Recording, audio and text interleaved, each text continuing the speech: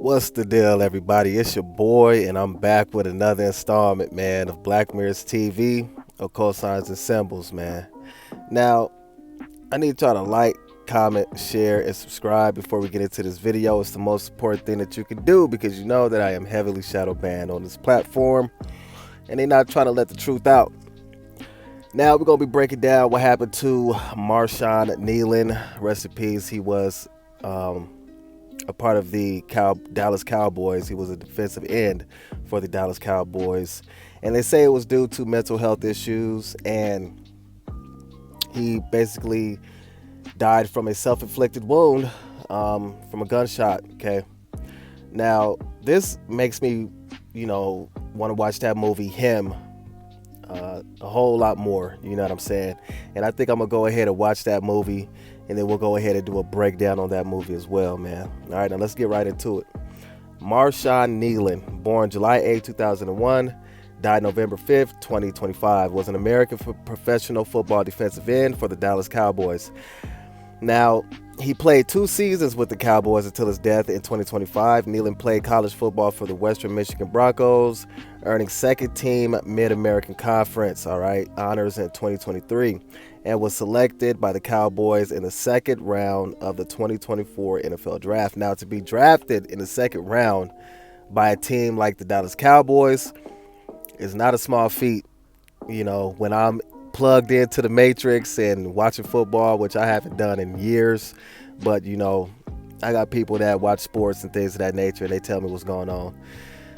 They're not my favorite team, but still, they had a long run, you know what I'm saying, back in the day. So they one of those teams that definitely have a staple in the NFL. So to be drafted, in the second round is pretty huge, right? Now, Frisco, Texas, Dallas Cowboys defensive end Marshawn Kneeland, which was 24 when he died Thursday morning from an apparent self-inflicted gunshot, according to law authorities. The team put out a statement Thursday but did not mention a cause of death because they be trying to get the story together. All right, they got to make these things go together by the numbers, all right, of gematria, all right. Now, it is with extreme sadness that the Dallas Cowboys share that Marshawn Kneeland tragically passed away this morning. Marshawn was a beloved teammate and member of our organization. Our thoughts and prayers regarding Marshawn are with his girlfriend, Catalina, and his family. The Cowboys have made counseling resources available to all players, coaches, and staff. The players are on their bye week and are not scheduled to practice again until Monday, according to Frisco, Texas police. The department responded to assist the Texas Department of Public Safety with locating a vehicle that evaded troopers during a pursuit that entered the city at approximately 10:39 p.m. Central Time on Wednesday. Okay. Now, like I said, this reminds me of the movie Him, because in that movie, from what I've seen from the trailers and everything like that and teasers, the guy is asked, what are you willing to sacrifice? And he says, everything. And you also got to pay attention to it, because when you are either incarcerated in jail or in prison mostly, you are nothing but a number. When you get a job, you are nothing but a employee, okay? When you are in the NFL or NBA or anything like that, it's the same thing. You are nothing but a number on a jersey or a position. I think a lot of people forget that, and they think that these folks are regular human beings like you and me. No, you get pushed to the extreme limit of your physical human capability. They are paying you tens of millions of dollars to perform at your highest peak, okay? Night in and night out, even in training, all right, in practice. So we always have to remember that these things are like slave auctions when they get drafted. How big you are, how fast you are, how hard you can hit, things of that nature. It's definitely something people need to remind themselves of. It's more than meets the eye, okay? Now, it says that TMZ has obtained the police dispatch audio, which we will be listening to later on, which reveals that the Dallas Cowboy player told his family goodbye in a apparent mental health episode. Now, if you pay attention to this stuff, man, if you pay attention to it enough, you will realize that there are patterns that be happening when these things go on, all right, or take place. It's either a drug overdose, or it's either an apparent suicide, or they jumped off a balcony or fell off a balcony 2, 3 stories up, or what else is another one? They drowned, right? Or they were found in a bathroom. Um, it's always the same thing over and over and over again. All right. So if you pay attention to it enough, you'll start to see a pattern take place, and you'll start to question, like, well, damn, why do they always have the same story over and over again when it comes to their people? And I say their people because they love to sacrifice their own, like Lil Durk, only the family. He only let the family around because, they know that they're not going to tell. They're not going to reveal secrets of what's really going on behind closed doors. And if they do, or whatever, or they get out of line, they ain't got a problem with taking out their own, okay? The girlfriend said Kneeland was armed and had a history of mental issues, and she was quoted saying he would end it all. The dispatch also stated the NFL called Plano PD regarding one of his players, stating the subject is texting his family goodbye. Dispatch then mentioned being on the phone with the Dallas Cowboys. Okay, and that's just crazy how they called him a subject. They use that word for all of us. All right, when things go on, especially including the police. Subject. All right. They don't look at us as humans, okay? I just want to let you know that. And also remember that eugenics and transhumanism is like the end goal, Agenda 2030. And I believe they changed the word to like something else. They changed the wording around, but it's the same thing, all right? Now, as of November 2025, Marshawn Kneeland was reportedly struggling with a mental health crisis. All right, prior to his death, police were informed that he had expressed suicidal thoughts shortly before being found deceased from an apparent self-inflicted gunshot wound. Now, I be telling y'all this all the time, all right, that these are the plots, and these are the storylines that these folks will come up with when speaking on, quote unquote, a subject, which is a human being like you and I, all right. I cannot say this enough, that it is very important to read these things as they are, okay, and to take in fact, when they highlight things like suicidal thoughts, to take that not with a grain of salt, you know what I'm saying, because they letting you know something without letting you know something. All right, they trying to get you to believe that this is the actual case so that they don't get questioned, so that people don't point the finger to say, no, you guys are the problems. You guys are the ones driving these people mad. You guys are the ones breaking their mental health. You guys are the ones that don't give these folks any type of medical when they retire, any type of like help when they retire. You guys are the ones putting them through hell pretty much to be a star. You don't think that causes any type of mental health damage, right?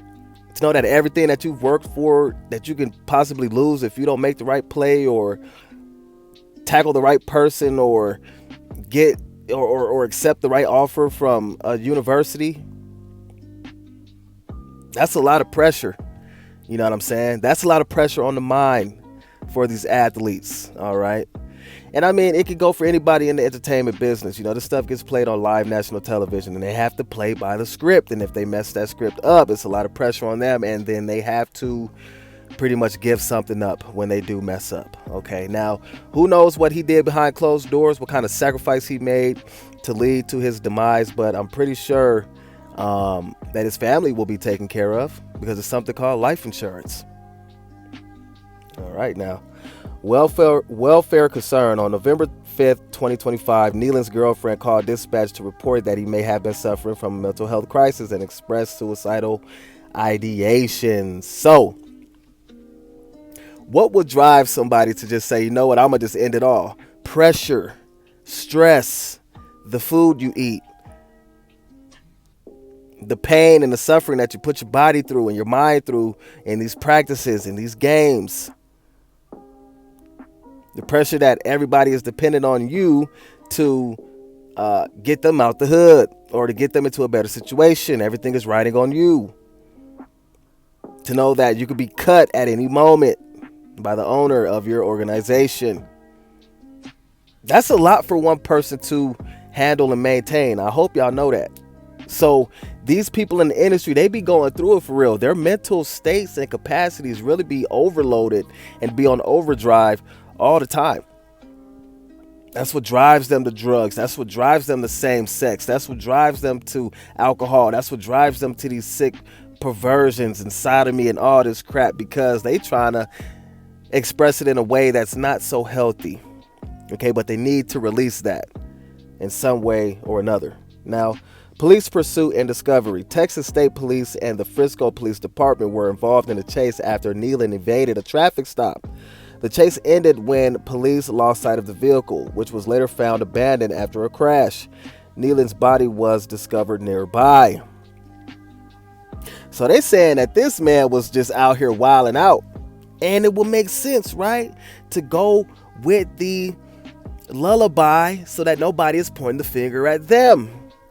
And when I say them, the 3-letter alphabet boys, the NFL, the owners, his manager, and everybody else. Some people can take that type of stress, and some people can't. Some people are strong-minded, some people is weak-minded. That's just how it is. Okay, and if you're a weak-minded person, not saying that he was or whatever the case may be, what he was going through, like I said, it's a lot. But when you can't handle that type of stress and you break easily, which just don't make no sense to me, because you went through a lot of stress to then get you to the NFL. That's a lot of stress right there. So these stories really don't be adding up to me and don't really be making sense, because it's like, why would he break all of a sudden and he's made it? Why would you throw everything away and you made it? That doesn't strike you to ask any type of questions? Now, loss of his mother. Kneeland's mother died unexpectedly in February 2024, just a couple months before he was drafted by the Dallas Cowboys. According to the Dallas Morning News, Kneeland had carried his mother's ashes in a necklace since her death, okay? Now, that could play a huge role in his mental health crisis as well. That could have played a huge role in him wanting to take his life. That could have been one of the tipping points for him. And you never really know what somebody else is going through. So that's why I felt it important to go ahead and put this video out, because in the last video, I had talked about how it's important to speak up to somebody that you can confide in or trust with whatever you're going to reveal to them as far as your mental health status. There's hotlines and everything out there, because to hold that in is like holding in toxic waste. And I know that sounds cliche, but it really does resonate. And if it resonates with you, then I hope it does, because I don't want anybody that tunes into my platform to feel like they can't talk or express any type of way that they feeling that might lead them to do something self-inflicting. Okay, there is help out there. Now, mental health resources. If you or someone you know in crisis, call or text 988 to reach the Suicide and Crisis Lifeline. It is available 24/7 and connects callers with trained counselors. All right. And I'm putting that part in there because I don't want nobody feeling like I don't care, because I care about everybody that watches my content. Like I said before, I don't look at y'all as followers, subscribers, or anything like that. I believe that we are a part of a community, that it is safe to come and be who you are, man. And you shouldn't feel like you will be judged or like looked down upon or anything like that for how you feel, your views, or whatever it is, your opinions and all that, man. Now, with that being said, that's going to be doing it for this video. We're going to be taking a listen to this phone call of the dispatch upon his passing. Rest in peace to him, and my condolences go out to his family. Make sure y'all like, comment, share, subscribe. If this video gets 5 likes and 5 comments, I will be dropping another video. Please take care of y'all mental health. Y'all stay humble, and y'all stay hungry, man. And I'm out.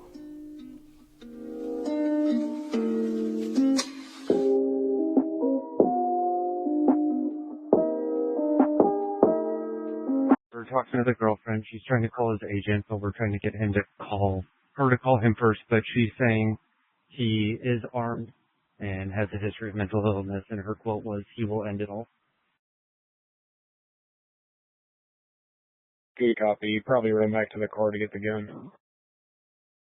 10-4. If she calls him, we'll let you know. Good copy. All right, y'all do me a favor. Everybody stay with a buddy. Don't go looking alone. This guy is armed. President, they just received a text from him, a group text from him saying goodbye. They're concerned for his welfare. They do not have a key to the apartment. David 7, I copy. I advise on this call. We were just out there. There's nobody at the apartment. All contact them by phone. We have a lieutenant calling in from Plano advising that the NFL is calling Plano PD and the subject is texting his family goodbye. EPS 111, there's a porta potty on the south side of that building. 40, we got eyes on it. That's pretty much right exactly where 118 drew the circle. Y'all see a heat from that? Yeah, 111. We got good eyes on. Looks like the door's open. Red liquid coming out from it. We just want to go ahead and work this safely before we have any officers approach. So let's just get an arrest team and kind of go through this safely and tactically. I believe we got eyes on a drone right there. Y'all got eyes on the target inside that porta potty. We're pushing the drone there now. Okay, good copy. Just on our last orbit, we didn't see any movement. Still got that heat signature. Looks like it's curled up at the bottom of that porta potty. With the stream of blood coming from the porta potty. Yeah, that's a 10-4. He's going to be laying on his side, facing inward, and quite a bit of blood coming out. Possible signal 27.